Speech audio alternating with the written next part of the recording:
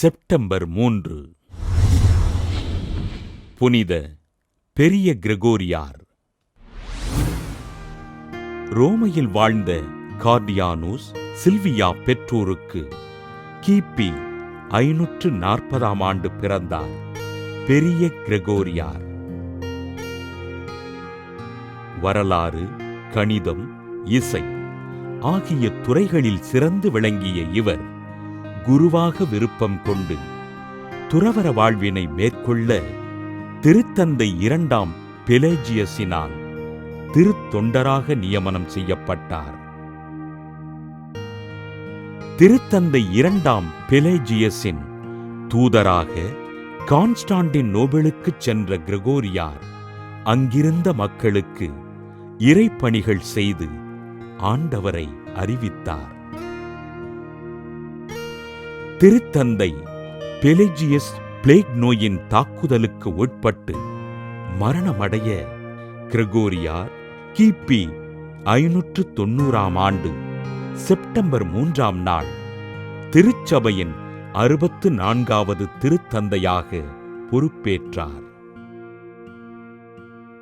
திருச்சபையில் பல்வேறு சீர்திருத்தங்களை ஏற்படுத்திய திருத்தந்தை பெரிய கிரகோரியார் ஆண்டவரின் நற்செய்தி உலகெங்கும் அறிவிக்கப்பட முயற்சிகளை மேற்கொண்டார்.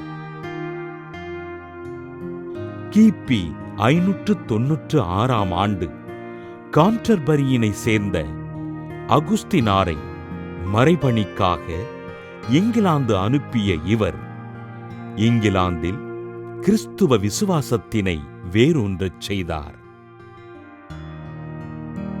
திருத்தந்தையின் அரசுக்குரிய அடிப்படை உரிமைகளை கட்டமைத்து திருச்சபையின் வளர்ச்சிக்காக பாடுபட்ட திருத்தந்தை பெரிய கிரகோரியார் கிபி 604 ஆண்டு மார்ச் 12ஆம் நாள் விண்ணகமடைந்தார்.